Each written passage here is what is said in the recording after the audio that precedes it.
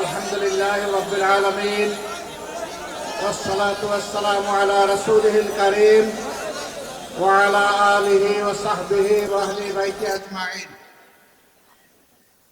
বাংলাদেশ জামাত ইসলামী ঢাকা মহানগরী দক্ষিণ শাখা কর্তৃক আয়োজিত বিজয় মিছিল পূর্ব এই সমাবেশের সম্মানিত সভাপতি, মহানগরী দক্ষিণের সম্মানিত আমির, কেন্দ্রীয় নির্বাহী পরিষদের অন্যতম সদস্য জননেতা জনাব নুরুল ইসলাম বুলবুল, মঞ্চে বসা বাংলাদেশ জামাত ইসলামীর অন্যতম নির্বাহী পরিষদ সদস্য বিশিষ্ট আলেমে দ্বীন জনাব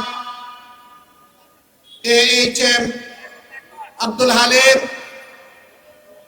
মঞ্চে বসা মহানগরীর সম্মানিত নেতৃবৃন্দ, আমার সামনে উপস্থিত বাংলাদেশের লাল সবুজ পতাকা মাথায় নিয়ে আজকে যারা হাজির হয়েছেন, প্রিয় জনগণ, আমি আপনাদের সকলকে বিজয় দিবসের শুভেচ্ছা জানাচ্ছি। ওই সমস্ত ভাই বোনদেরকে যারা শুধু দেশে নয় বিদেশে থেকে আমাদের হারিয়ে যাওয়া, ছিনতাই হয়ে যাওয়া এই বিজয়কে ফিরিয়ে এনে জনগণের কাছে উপহার দেওয়ার জন্য সমান তালে 54টি বছর বিশেষভাবে গত 15.5 বছর লড়াই করেছেন, আমি সমস্ত যোদ্ধাদেরকে আজকে বিজয় দিবসের শুভেচ্ছা জানাচ্ছি।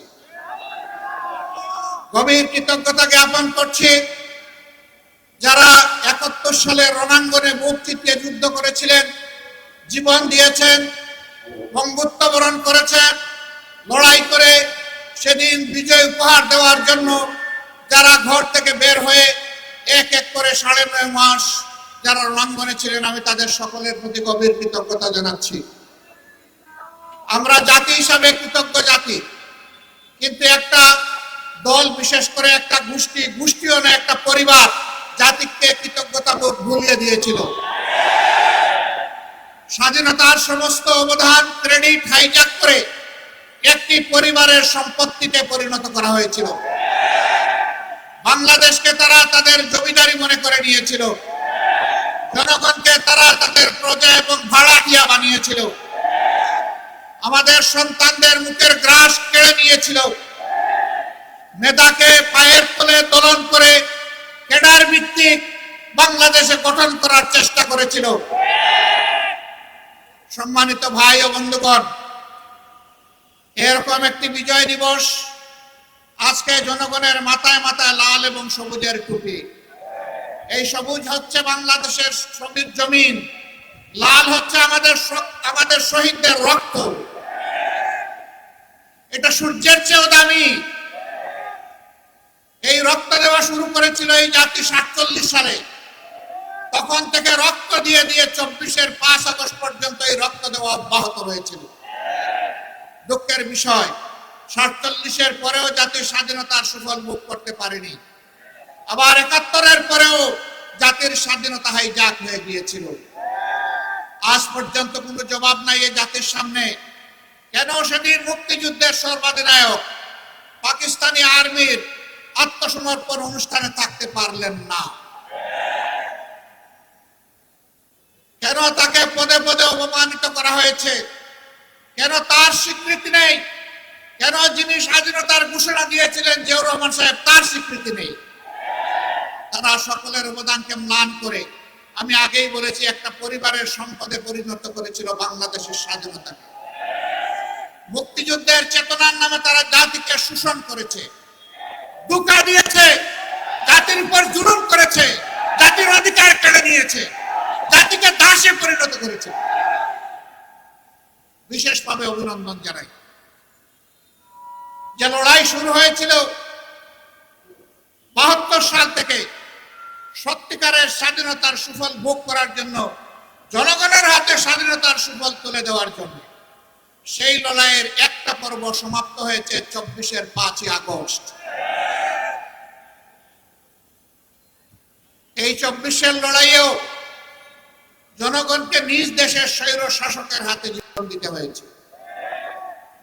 তারা জনগণের জীবনকে পাত্তাই দেয়, গুলি করেছে মাটি থেকে, গুলি করেছে আকাশ থেকে, গুলি করে জনগণের বুক ঝাঁঝরা করে দিয়েছে। এই লড়াইয়ের প্রতীক হচ্ছে শহীদ আবু সাইদ। হাতের মধ্যে কোনো আগ্নেয়াস্ত্র ছিল না, বোমা ছিল না, ককটেল ছিল না, খালি হাতে আরেক হাতে রাবারের একটা স্টিক নিয়ে এসে দাঁড়িয়েছিল। সে বলেছিল, বুকের ভিতরে তুমুল ঝড়, বুক পেতেছি, গুলি কর। সেই ঝড়টা কি ছিল? সেই ঝড় কি একা তার ছিল? নিশ্চয়ই না। বাংলাদেশের অধিকার কেড়ে নিয়ে, জনগণের অধিকার কেড়ে নিয়ে জনগণকে যে দাসে পরিণত করাইছিল, সেই ঝড় তার বুকের মধ্যে ছিল। এত রক্ত, এত ত্যাগ, এরপরে আমরা যেটাকে বলা হচ্ছে দ্বিতীয় স্বাধীনতা, এই স্বাধীনতার প্রতি সম্মান দেখানো এখন আমাদের নাগরিক এবং জাতীয় দায়িত্ব। জীবন দিয়ে যারা বিদায় নিয়েছে তারাও আমাদের জাতীয় বীর।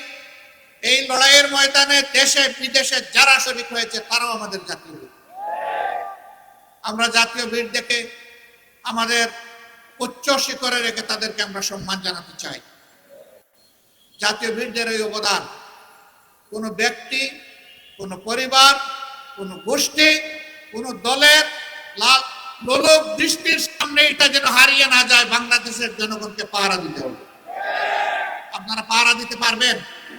24 ঘন্টা, 365 দিন, বছরের পর বছর, যুগের পর যুগ, শতাব্দীর পর শতাব্দী সেই পাহারার জন্য আমাদেরকে তৈরি হতে হবে ইনশাআল্লাহ।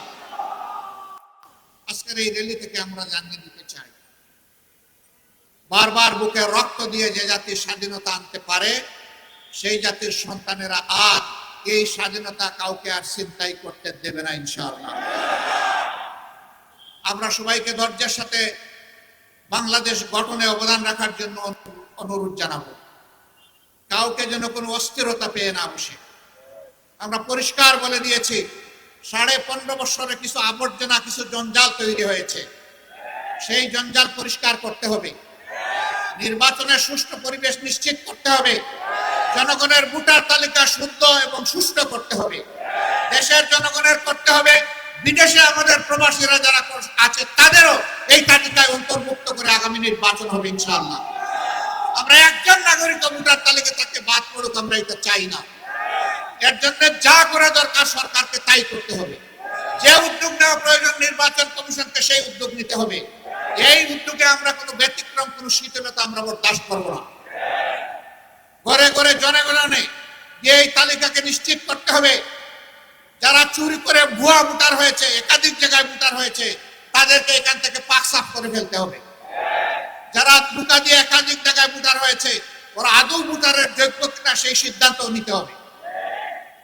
সম্মানিত দেশবাসী, আজকে কথা বলার দিন নয়, আজকে আল্লাহ তাআলার শুকরিয়া আদায় করেন। এই পল্টনেই আজ থেকে কয়েক বছর আগে, 2 দশকের অধিক সময় আগে আল্লাহর কিছু বান্দাকে বড় নির্মমভাবে হত্যা করা হয়েছিল। এইরকম সময়ে, আজকে যে রকম সময়ে কথা বলছি, এইরকম সময়ে স্পষ্ট দিবালোকে 28 অক্টোবর 2006 সাল, নিশ্চয়ই জাতির স্মৃতি থেকে এটা হারিয়ে যায়নি। সেই দিন বাংলাদেশ পথ হারিয়েছিল। আবার এই বাংলাদেশের পথ খুঁজে পেতে আরো অনেক রক্ত দিতে হয়েছে। কি অপরাধ ছিল আমাদের সেই বন্ধুদের, ভাইদের? তাদের কোনো অপরাধের কথা আজ পর্যন্ত কেউ বলতে পারলো না। নিরপরাধ এই মানুষগুলোকে পিটিয়ে শুধু হত্যাই করা হলো না, তাদের নিতর দহর উপর উঠে তারা লাফালাফি, নাচানাচি করেছিল। এরা কি মানুষ না পশু? না, এরা পশু নয়। আল্লাহ তাআলার ভাষায় এরা পশুর চাইতে নিকৃষ্ট। কালানাম বালহুম আদাল্লু। আল্লাহ প্রথমে বলছেন বিবেক দিয়েছি, বিবেক অনুযায়ী কাজ করে নাই। আল্লাহ বলছেন এরা পশু। আবার আল্লাহ বলতেছেন আমি পশুকে বিবেক দেই নাই, এদেরকে বিবেক দিয়েছিলাম, এরা পশুর মতো কাজ করেছে, অতএব এরা পশু নয়, তার চাইতেও নিকৃষ্ট। একজন আক্রাসী মাফিয়া মাদারের নির্দেশে সেদিন লগি বৈঠা নিয়ে তার গুন্ডারা রাস্তায় নেমেছিল। তারাই তার নির্দেশে হত্যা করেছিল। এই মজলুম পরিবারগুলো সেদিন বিচার চেয়েছিল, আদালতে বিচার দায়ের হয়েছিল, কিন্তু ক্ষমতার গরমে সেই বিচার তারা খেয়ে ফেলেছে। আমরা কথা দিচ্ছি এই বিচার আবার ফিরিয়ে আনা হবে ইনশাআল্লাহ। বাংলার জমিনে আবার তাদের বিচার হবে ইনশাআল্লাহ। এর পরবর্তী পর্যায়ে শাহবাগীদের দাবিতে যাদেরকে হত্যা করা হয়েছে, খুন করা হয়েছে, তাদেরও বিচার আবার ফিরিয়ে আনা হবে ইনশাআল্লাহ। আর যে সমস্ত শাহবাগীরা সেদিন বাংলাদেশকে চ্যালেঞ্জ করে পাল্টা সরকার গঠন করেছিল, জনগণ তাদেরও বিচার চায়। এক দেশে দুই সরকার, এক সরকার বসে আছে পার্লামেন্টে, আরেক সরকার বসে আছে শাহবাগে। পার্লামেন্টের সরকারের কথায় জাতীয় পতাকা উঠে না, নামে না। শাহবাগের সরকারের, বুয়া সরকারের কথায় পতাকা উঠে আর নামে। সেদিন আমরা দেখি একবার নয়, দুবার নয়, একদিন নয়, দুদিন নয়, এক সপ্তাহ নয়, 2 সপ্তাহ নয়, মাসের পর মাস রাষ্ট্রীয় পৃষ্ঠপোষকতায় সেই সন্ত্রাস চালিয়ে দেওয়া হয়েছে। বাংলাদেশ তুমি সাক্ষী, বিশ্ব তুমি সাক্ষী। আমরা অন্যায়ের কাছে মাথা নত করিনি, আমরা অন্যায়ের কাছে মাথা নত করবো না ইনশাআল্লাহ।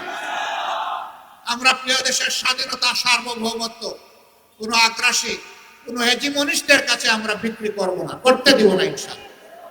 যারা বিক্রি করেছিল আজকে তারা পালিয়ে গিয়ে ওখানেই আশ্রয় নিয়েছে। তারা এদেশকে নিজের দেশ মনে করতো না, কারণ এদেশে তাদের বাচ্চা কাচ্চা বসবাস করতো না। তাদের বাচ্চা কাচ্চাকে নীরবে অন্য দেশে পাঠিয়ে দিয়ে এই দেশকে তারা সন্ত্রাস কবলিত করে ত্রাসের মাধ্যমে এই দেশকে তারা শোষণ করেছিল। তারা মূলত প্রতিশোধ নিতে এসেছিল। আপনারা জানেন কিসের প্রতিশোধ? আমি জিজ্ঞেস করি, সেদিন আপনার পিতাকে কারা হত্যা করেছে? যারা 71-এর রণাঙ্গনে বুক চিতিয়ে যুদ্ধ করেছিল, তাদের হাতে আপনার পিতাকে নিহত হতে হবে না। আপনারাই জবাব খুঁজেন, এর জন্য দায়ী কারা? কারা সেদিন ব্যাংক লুটেরা ছিল? কারা সেদিন নৈব্য সৃষ্টি হওয়া বাংলাদেশকে তলাবিহীন জুড়িতে পরিণত করেছিল? কাদের নেতা করেছিল? ডাইনে যাদের দিকে তাকাই তারাও চোর, বামে যাদের দিকে তাকাই ওরাও চোর, সামনে যাদের দিকে তাকাই ওরাও চোর, পেছনে যাদের দিকে তাকাই ওরাও চোর। কাদের নেতা বলেছিলেন, কাদেরকে বলেছিলেন উদ্দেশ্য করে? সেই জবাব আজকে তাদেরকে খুঁজতে হবে।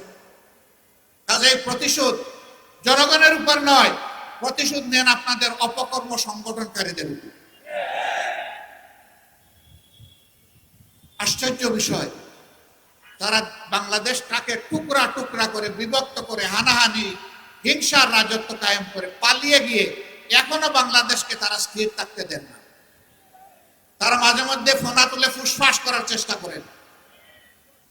যেই জাতি আপনাদেরকে উচিত শিক্ষা দিয়ে তাড়াতে পেরেছে, সেই জাতি আপনাদের ফোনাও একদম গুঁড়া করে দিতে পারে। এটা মনে রাখবেন। এই দেশে যোদ্ধা 2 লাখ 4 লাখ নয়, এই দেশে যোদ্ধা মিনিমাম 10 কোটি।